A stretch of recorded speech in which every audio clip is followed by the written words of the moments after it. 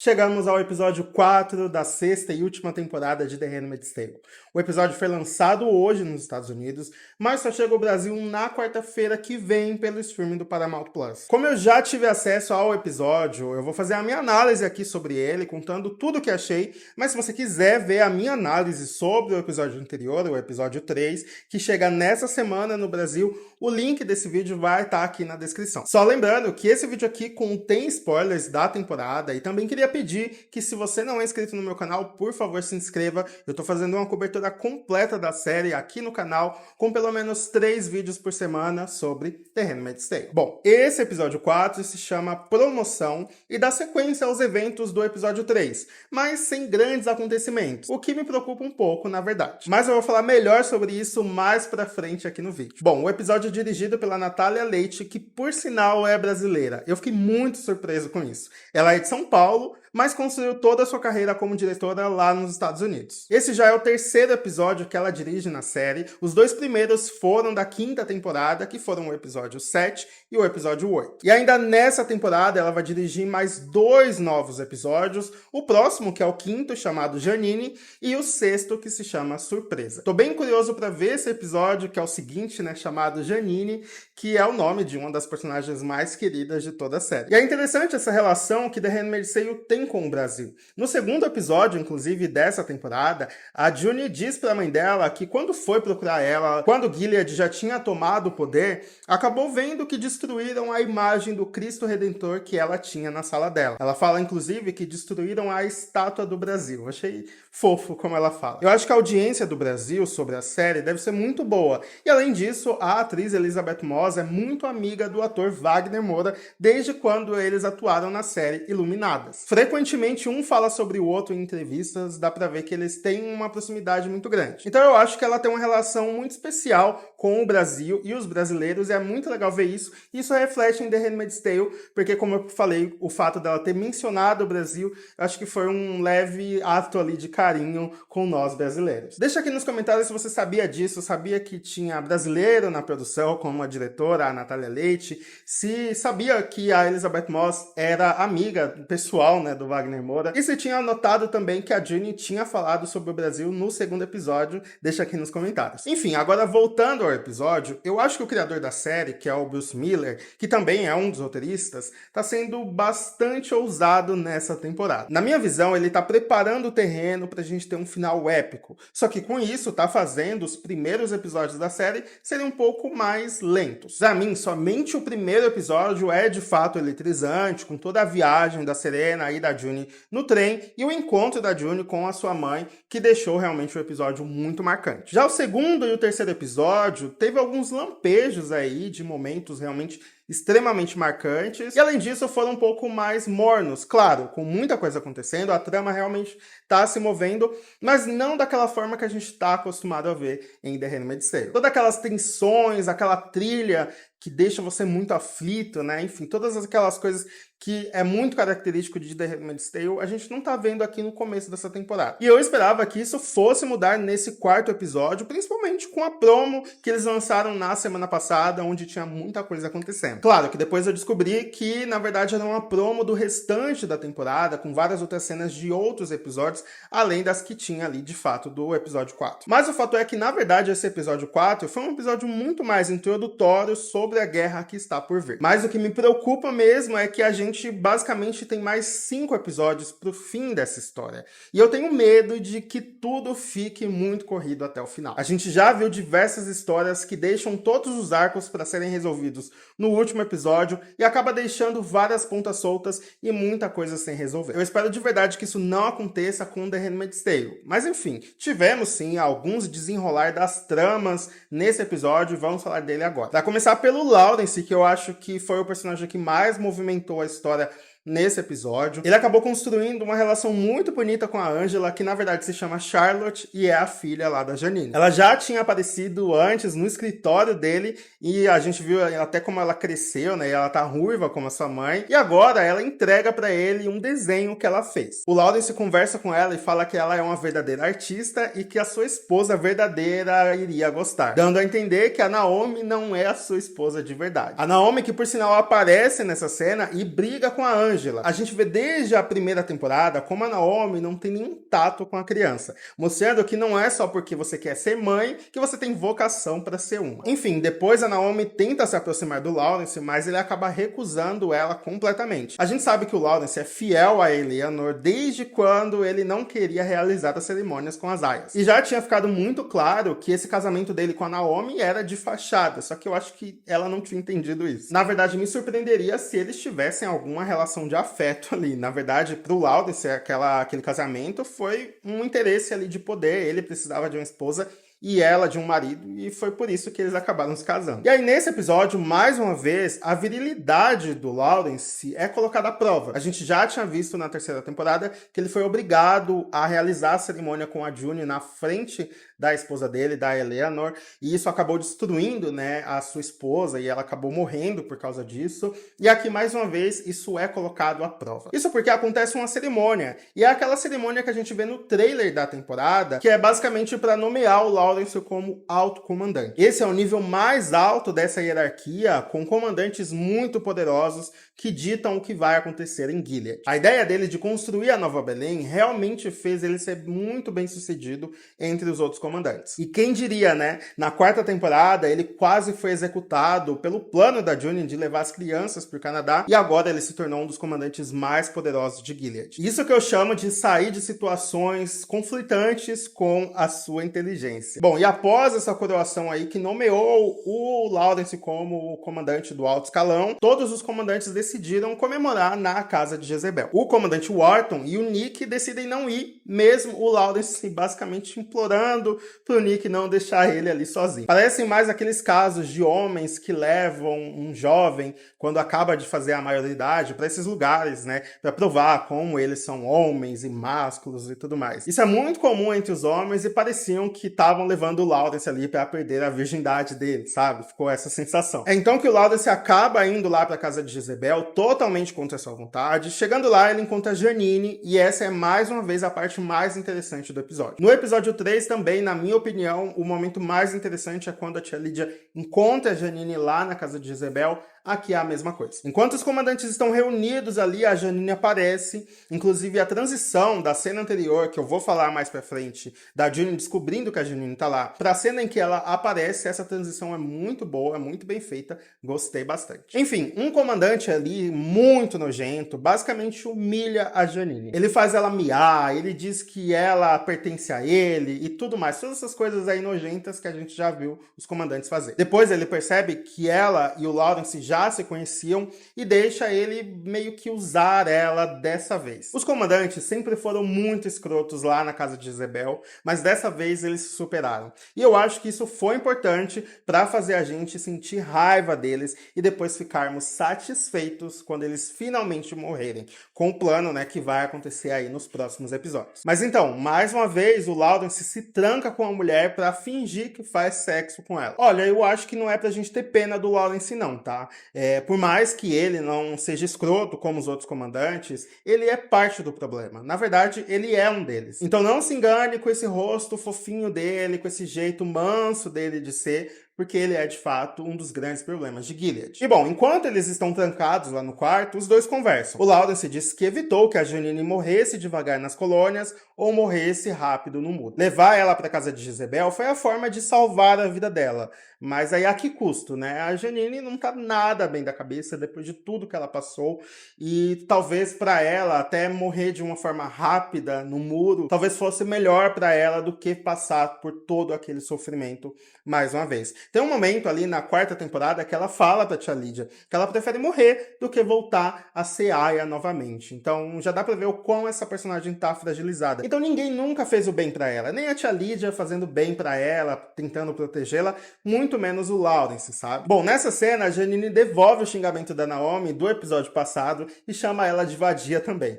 É muito interessante esse embate das duas, e eu fico me perguntando se a Janine vai ter a chance de se vingar da Naomi pessoalmente. Imagine o encontro delas duas e a Janine batendo, descendo o cacete na Naomi, ia ser muito satisfatório. Não só isso, mas depois de bater na Naomi, pegar a filha dela, né, a Angela, que na verdade é a Charlotte, e ir embora. Seria icônico. Bom, o Lawrence entrega o desenho da Angela para ela e diz que a menina está sendo muito bem cuidada. E é aí que a Janine responde que acontecem coisas muito ruins com as filhas dos comandantes também e que ele precisa protegê-la. E isso é claramente eles dando uma deixa para o spin-off da série, Os Testamentos, que vai acontecer aí nos próximos anos. Onde esse tema das filhas dos comandantes se tornarem esposa muito cedo vai ser muito falado. E eu confesso que estou bem curioso para saber sobre essas crianças no spin-off, tanto a Hannah quanto a Angela e até mesmo o Noah, que é o filho da Serena. Todos eles vão crescer em Gilead e vão ter uma outra vivência e um outro olhar sobre tudo aquilo. Vai ser muito interessante ver essas crianças se corromperem ali e entenderem que existe um mundo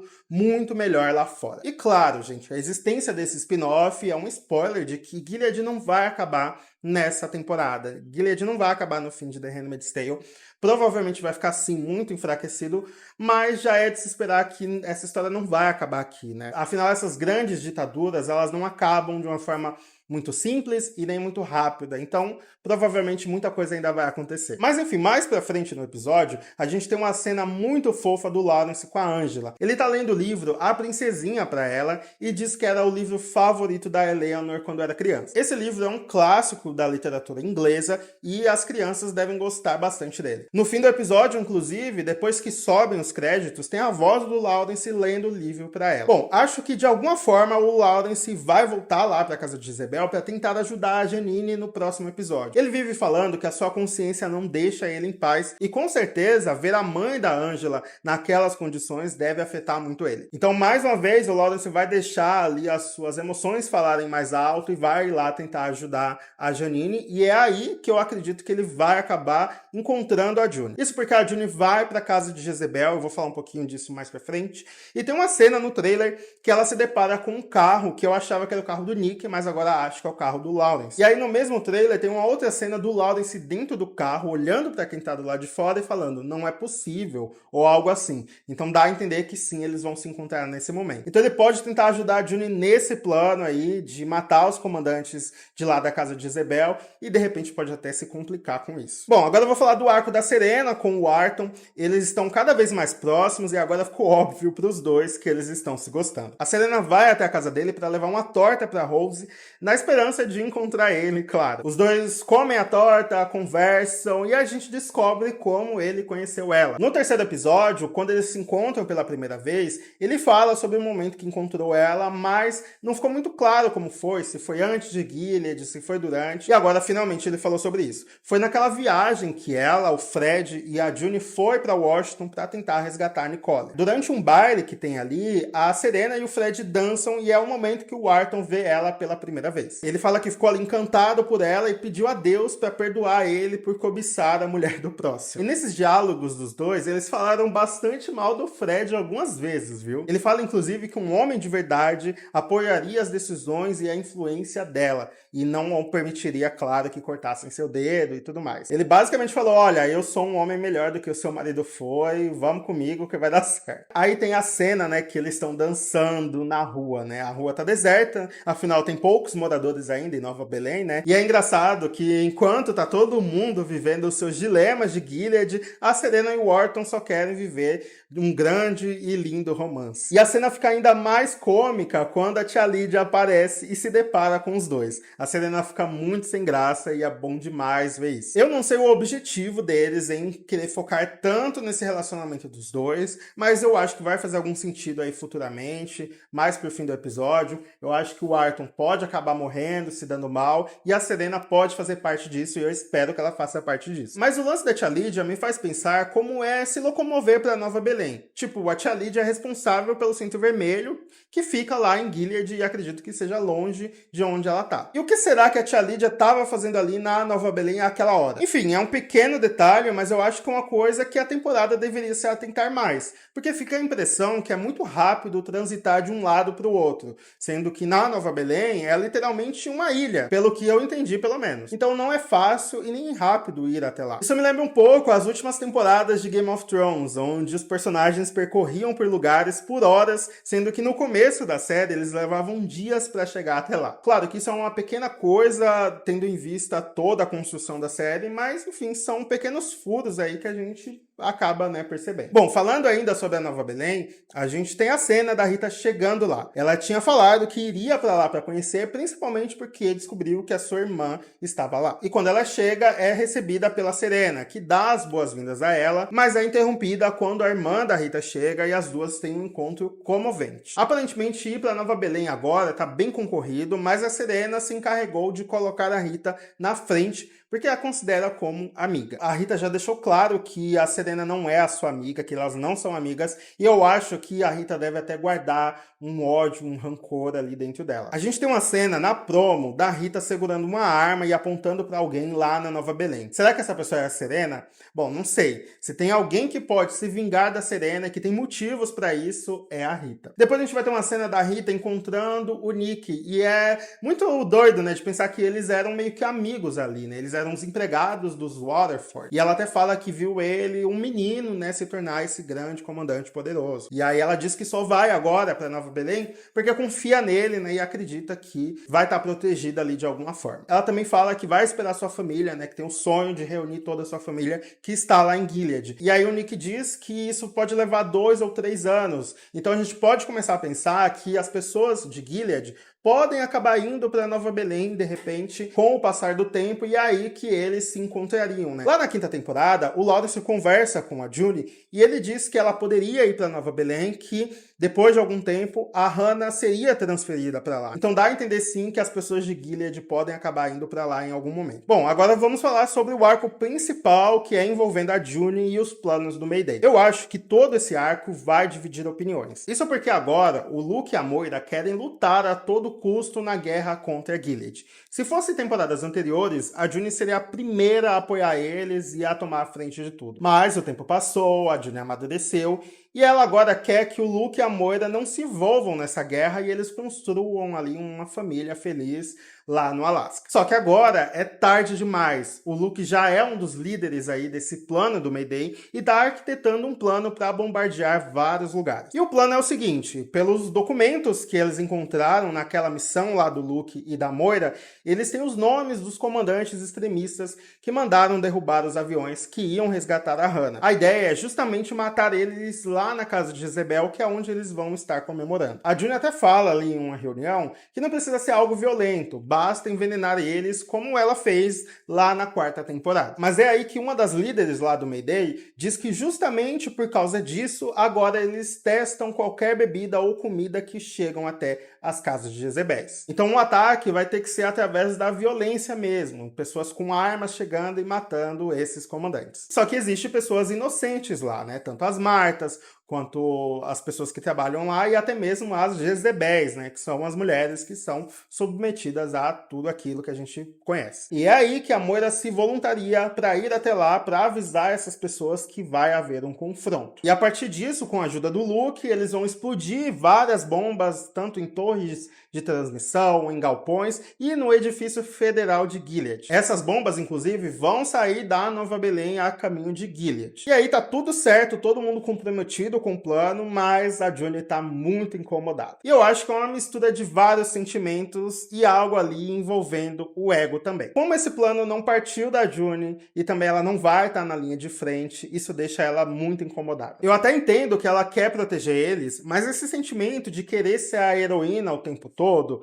e acabar não sendo, acaba deixando ela incomodada ou até mesmo pessimista com as coisas. Tem um momento que o Mark Tuello revela que as acusações contra o Luke lá na 5ª temporada, onde ele acabou matando o cara que atacou a Junie, foram retiradas e ele pode voltar para o Canadá sem problema nenhum. Só que o problema é que ele não quer voltar e ele na verdade diz que quer lutar. Ele até fala para Junie que essa é a sua chance de lutar pela Hannah. E olha, eu meio que tô entendendo ele agora. Por mais que eu ache que ele tá com essa coisa de querer salvar o mundo e que é exagerado demais, ele tem argumentos sólidos para provar que precisa fazer algo, né? Que precisa fazer aquilo. Ele passou todos aqueles anos esperando algo acontecer, esperando a sua mulher voltar para ele com a sua filha, e agora ele cansou de esperar, ele quer agir. Assim como ele, a Moira também falou algo muito interessante. Ela disse que está cansada de viver a vida da June. E parando para pensar, isso é verdade. Durante toda a série, ela vive em prol das coisas da June. Tanto em tirar a June de Gilead, quanto em cuidar da Nicole, ou até mesmo lidar com a June lá no Canadá. Esse é o momento dela lutar pelas coisas dela, pelos interesses dela, e fazer parte de algo grande, né? De algo maior. Então é muito legal ver a evolução dessa personagem. E isso tudo gera uma discussão muito grande ali entre os três, e os dois, né? Tanto o Luke quanto a Moira,